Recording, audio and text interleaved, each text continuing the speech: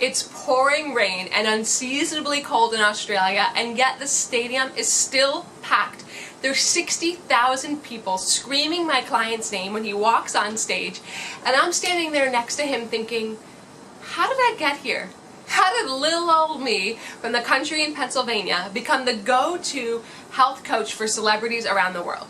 How did I become the wellness guru that helps kind of A-list people, executives, live a life that they really love? I mean, who am I, right? Who am I to have a dream and to follow it? Have you ever asked yourself that kind of question?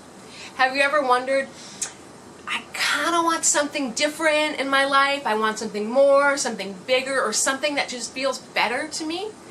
But how do I get it? Or who am I to want that? That's crazy. I should just be happy with what I've got. If you have, I'm talking to you. I am so excited to give you the same kind of opportunities that my A-list clients get when we work together, which is to not just get by, not just survive, but to really thrive. To live a life that's passionate and exciting and unique to you, the exact lifestyle that you want.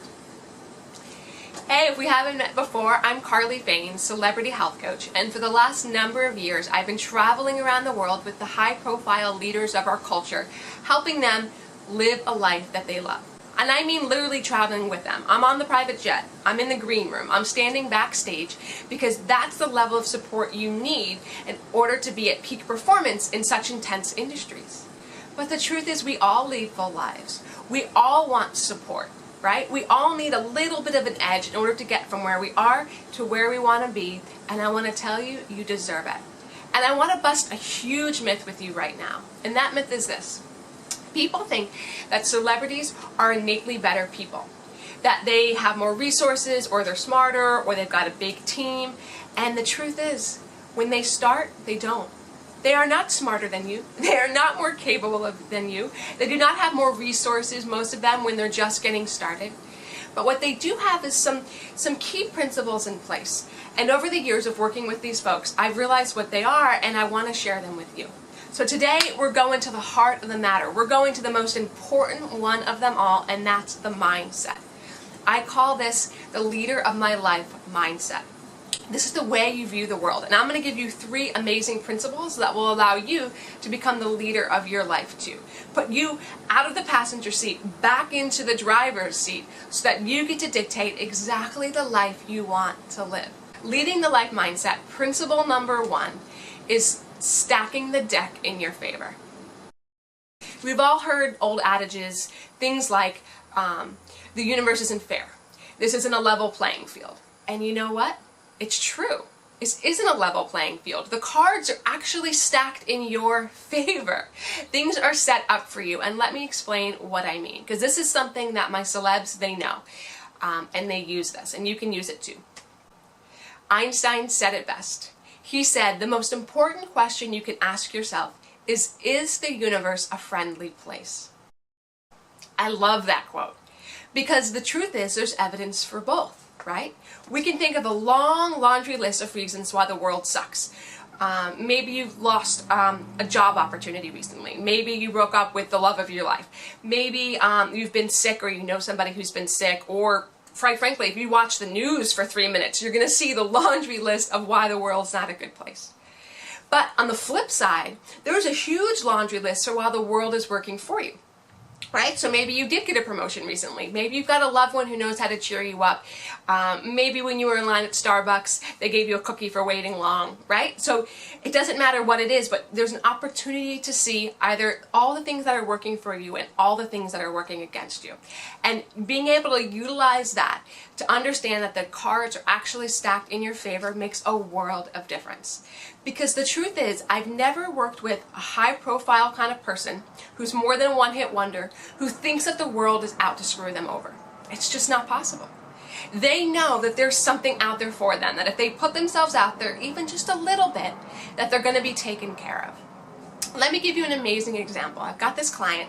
She's a nurse in Georgia, and she had a patient come in, a relatively young mother, who had some serious medical stuff going on, and they ended up having to do emergency surgery and amputate parts of her hands and feet.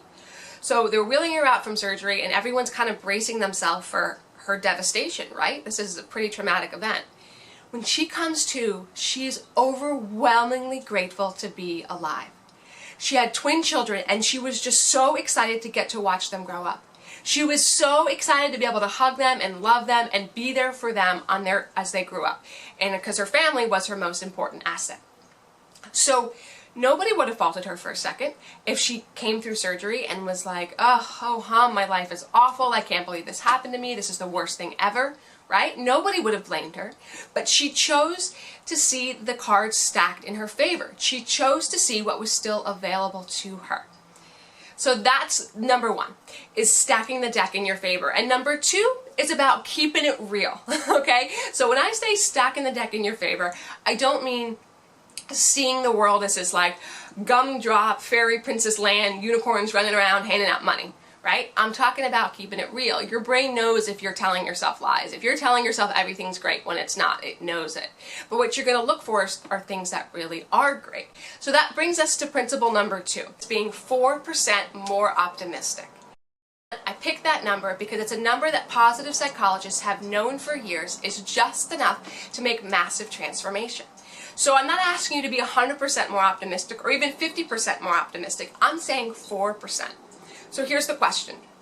If you were 4% more optimistic about one challenge going on in your life right now, what would you do? If you believed 4% more that things would work out, what would you do? Let me give you a very personal example.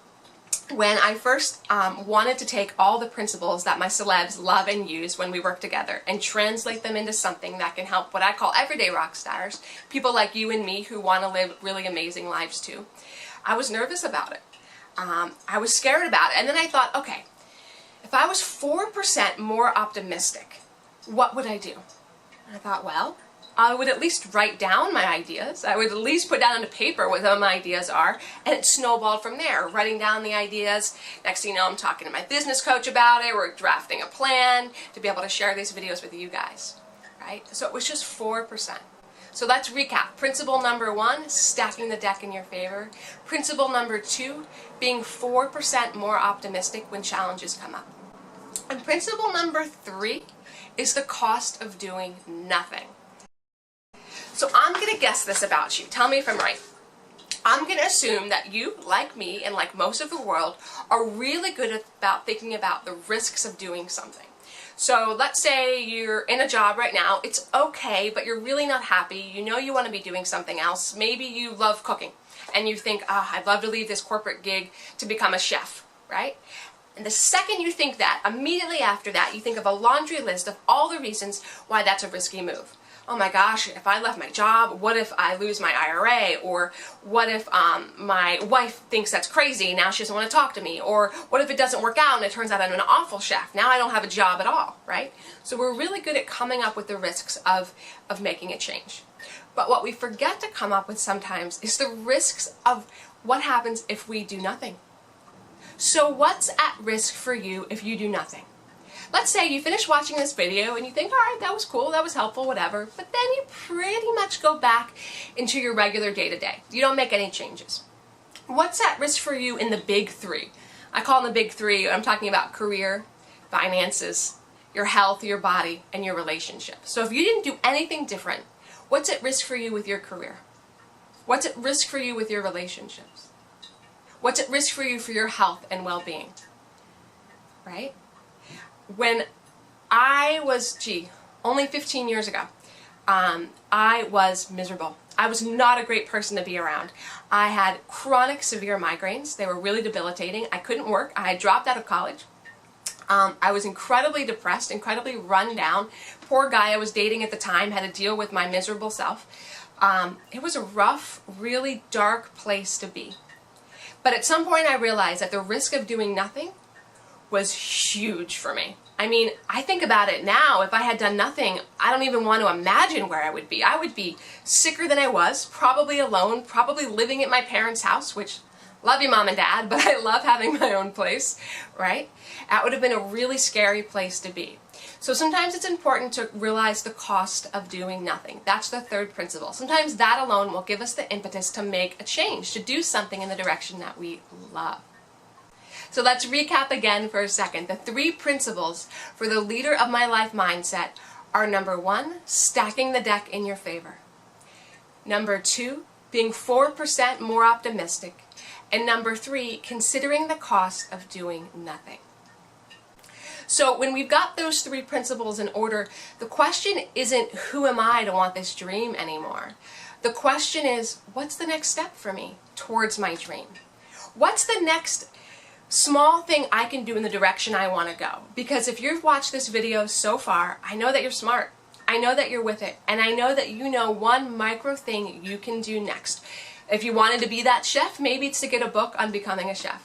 If you want to become an entrepreneur and run your own company, maybe it's to take a class on some business skills. Whatever it is for you, what's the next step? Who are you to deny the world your passion, to deny them your dream? I mean, what if Oprah never did anything? What if she decided she was going to kind of just stay struggling young woman living in the South with very few prospects? The whole world would have been denied of her gifts, of all the joy she's brought to so many people. What if your favorite artist decided they were too scared to sing in front of people? And so your favorite song, the one that lifts you up or the one that soothes you when you need to relax, would have never been written, right? That impetus you have, that gumption, that want for more, it is there for a reason, and the reason is that the world needs you. Now this brings up the next point, which is, okay, great. I wanna make a step in the direction of my dreams, but I've already lived a really full life. How do I have time for that? How do I have time to make change? I've already got so much going on, right? And we've all been taught to hustle. We've been taught you've got to do more in order to get where you want to go. That's why the world runs on Dunkin', right? We need that much caffeine in order to blast through and keep up with the pace that we think we're supposed to do, right? Let me tell you, the people who last in the limelight, my big star clients, they've mastered the art of doing less in order to get more done. And so that's what we're going to talk about in the next video. I'm going to explain to you how to let go of hustle forever, how to feel more at ease and more relaxed, and in doing so, receive more. So if this video has spoken to you, hit the like button and leave a comment. I want you to tell me which of the 3 principles we just spoke about resonates with you the most. I'm going to personally read and respond to every single comment.